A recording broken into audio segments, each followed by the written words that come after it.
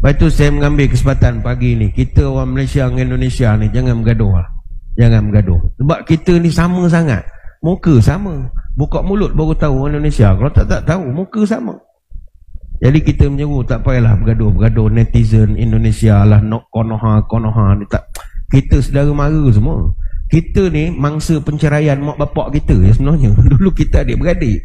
Tapi mak bapak kita bercerai. Yang menceraikan kita penjajah. Kita ni dulu sama. Tapi kita dipisahkan 17 Mac tahun 1824.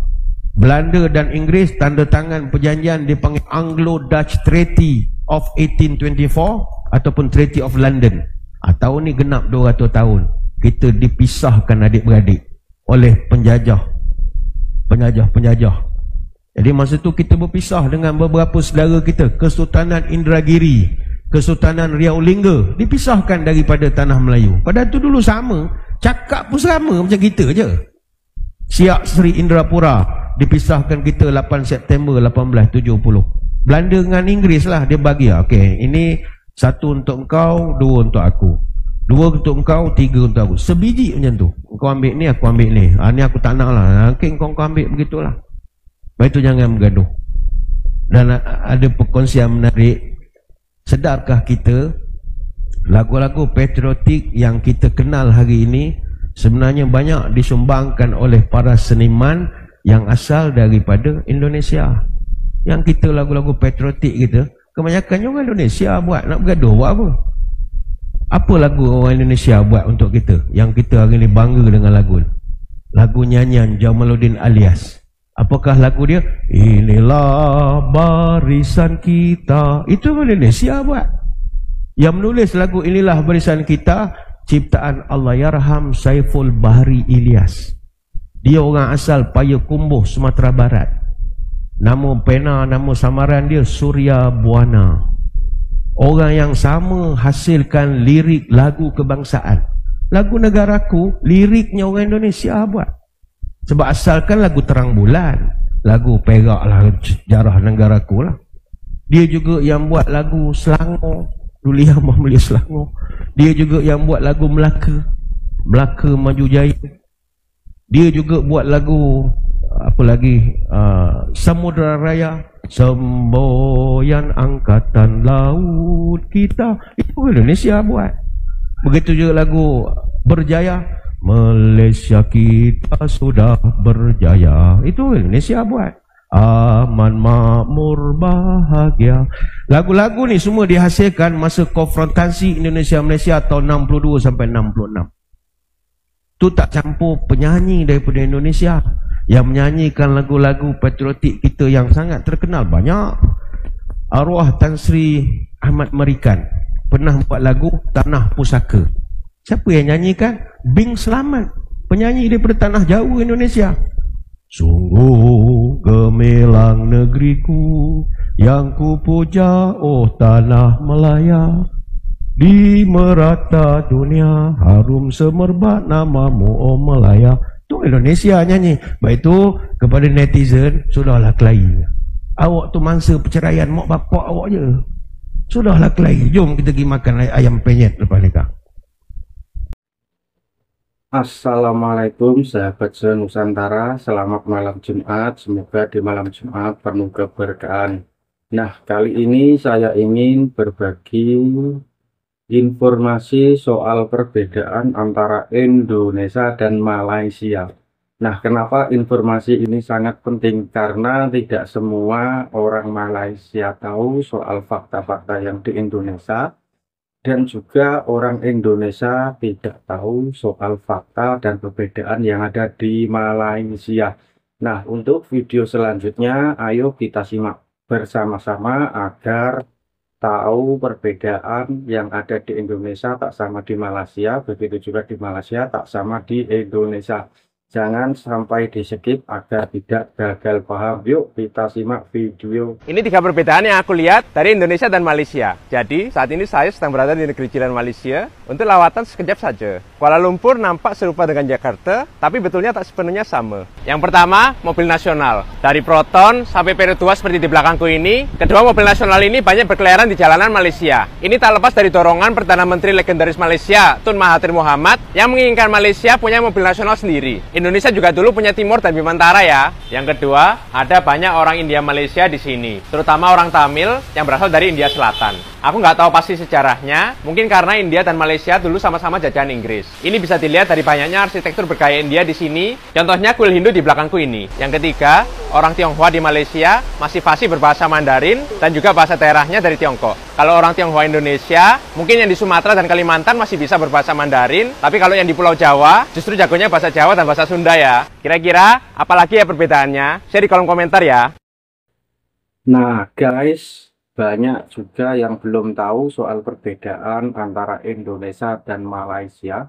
Bagi orang Indonesia juga belum semuanya tahu soal fakta di Malaysia, dan juga orang Malaysia tak semuanya tahu soal fakta di Indonesia.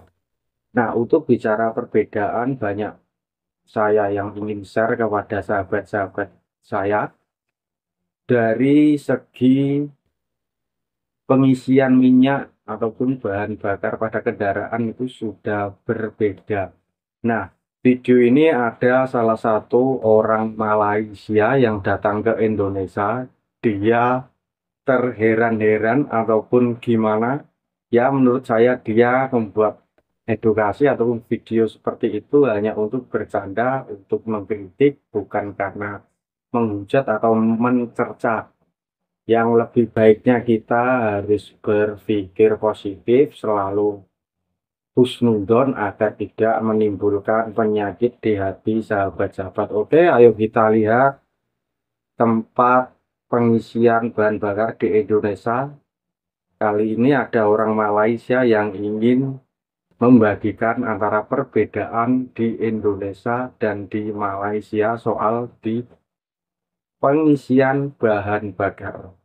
Kat Indonesia, kat sini nak isi angin tayar kena bayar bukan free. 4 tayar lebih kurang dalam 20,000. 20,000 rupiah ni lebih kurang dalam RM5 di Malaysia lah. Jadi ini beza Malaysia dengan Indonesia. Angin kena bayar. Tapi kentut tak kena bayar Terima kasih. Nah, seperti itu kurang lebih perbedaan pengisian angin pada roda kendaraan. Di Malaysia itu gratis, kalau di Indonesia itu bayar. Memang rata-rata bayar kalau di Indonesia, tapi tidak tahu, memang sudah tradisinya begitu. Saya harap untuk pemerintah untuk meningkatkan fasilitas umum itu lebih diperbaiki supaya para pengguna kendaraan transportasi bisa terbantu apabila pengisian angin digratiskan seperti di Malaysia. Nah, di Jumat Berkah ini saya ingin berbagi share soal fakta-fakta yang belum diketahui buat para calon haji, antara calon yang nak pergi haji antara orang Malaysia dan orang Indonesia itu memang berbeda walaupun sama-sama di kalangan Asia Tenggara. Nah, ini info penting bagi yang ingin berhaji ke Mekah, bisa juga untuk dijadikan bahan edukasi. Semoga tahu dan bagaimana cara Malaysia pemberangkatan haji dan bagaimana cara Indonesia mempunyai proses pemberangkatan calon haji. Oke, ayo kita simak sama-sama. Udah tahu belum perbedaan haji di Indonesia sama di Malaysia? Tonton sampai akhir ya. Yang pertama, biaya. Biaya haji di Indonesia tahun 2024 kurang lebih 93 juta per jamaah, sedangkan Malaysia hanya 66 juta per jamaah. Selanjutnya, masa tunggu. Masa tunggu haji di Indonesia cuma 15 tahun hingga 45 tahun saja. Tergantung masing-masing daerah, sedangkan Malaysia masa tunggunya selama 150 tahun. Yang ketiga, kuota haji. Kuota haji di Indonesia sebanyak 200 ribuan jamaah, sementara di Malaysia kuota hajinya hanya 30 ribuan jamaah saja. Selanjutnya masa tinggal. Masa tinggal jamaah haji Indonesia selama 42 hari, sementara negara Malaysia masa tinggal di Arab Saudi selama 45 hari. Yang terakhir, pengelola haji. Di Indonesia ibadah haji dikelola oleh Kemenag dan BPKH, sedangkan Malaysia semuanya hanya dikelola oleh tabung haji. Kalau sobat punya cerita soal bedanya haji di Indonesia dan Malaysia, silahkan share di komentar ya. Nah, seperti itu sahabat-sahabatku, perbedaan biaya untuk haji di Indonesia dan di Malaysia. Kalau untuk biaya di Malaysia, untuk biaya haji jauh lebih murah dibanding di Indonesia. Dan juga proses masa menunggu juga lebih cepat di Indonesia. Nah, barangkali video yang saya sampaikan ini, yang saya bagikan bisa memberikan manfaat, berkah barokah. Semoga di malam Jumat ini diberikan berkah untuk kita semua. Oke, cukup sekian konten dari saya. Semoga bermanfaat. Assalamualaikum warahmatullahi wabarakatuh.